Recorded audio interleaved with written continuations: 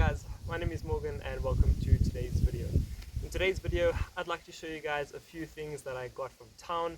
We were in East London, and while we were waiting for my sister to finish writing exams, we went around on a kind of like shopping spree, and I got a whole bunch of things for the garden. So without further ado, let's get straight into it. And I'm going to start off this video with the biggest thing. This is some drip tubing. So it has these little emitters. I think it's every like 500 mil.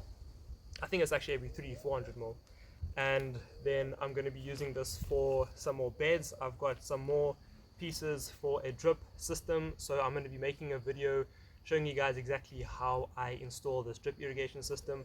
So that is the emitter, and then with that I got a few other pieces as well, because it's actually it's not a really intricate process, but it does involve a few parts. So I have some connectors over here, and then I have two of these little contraptions, and basically the hose pipe fits onto this side, and then this fits onto another black pipe, and then the drip tubing then comes off there. So this is a pretty important part. Without this I won't be able to connect my drip emitters to my hose pipe, which is then connected to my 500-liter water storage system. So everything going through my drip irrigation system goes through a filter, and it's rainwater that is being filtered through there. So I don't use any government water.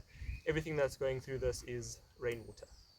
So this is basically just the part where the hose pipe goes in, the black tube comes out, the drip emitters go, and then this is like a little stopper that fits on the other end. So that's the little setup that I have.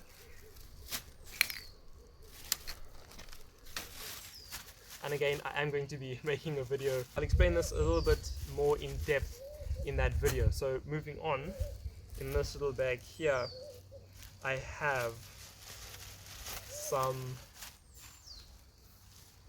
butternut seedlings. These are butternut squash, and this is going to be going by the trampoline trellis.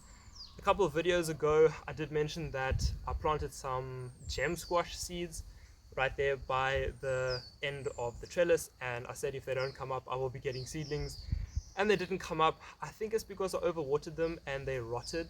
So I am going to be planting some butternut squash seedlings, and I did make sure that this is a climbing variety, so it will be perfectly fine for a nice trellising system.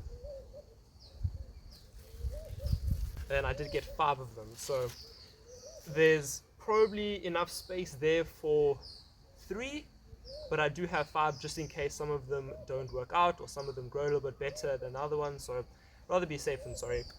And then the final thing that I got, some marigolds. These are Durango Red.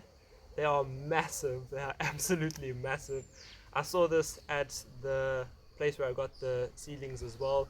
They have a huge selection of seedlings, and then they have some flowers and some fruit trees, and they have some compost and all kinds of things. So it's a nice, basically a wholesale nursery. And as soon as I saw these, I'm like, I'm not letting this go, because I have looked at them before and I noticed that some of them weren't flowering, and maybe like 5 out of the 6 had flowers.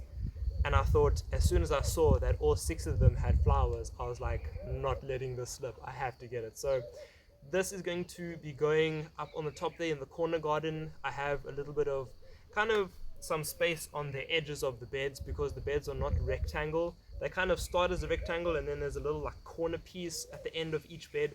So I'm going to be planting that there, because there's not going to be any shade from the plants, and it kind of just fills in a little bit of space. And I do have tomatoes up there, so them being marigolds is going to benefit the tomatoes, because the smell of marigolds actually deters aphids, so I'm told. Haven't really tested that out myself, because this is actually the first time I've got some real proper marigolds. I do have some street gutter marigolds, but they're not as big and as potent with the smell. So I've planted them in the tires there behind me, so that's going to first grow out, and then I'll save some seeds and maybe start some seeds or something. But these are nice and big and huge, and they're going to kind of work already. So these are going to be going in the corner garden. Alright, and that is all I got in today's kind of gardening haul. Few flowers, few butternut seedlings, and some more things for a drip irrigation system. Stay tuned. I'm going to be doing a butternut transplanting video, the drip irrigation video, the marigolds video, so lots of content to come, so stay tuned.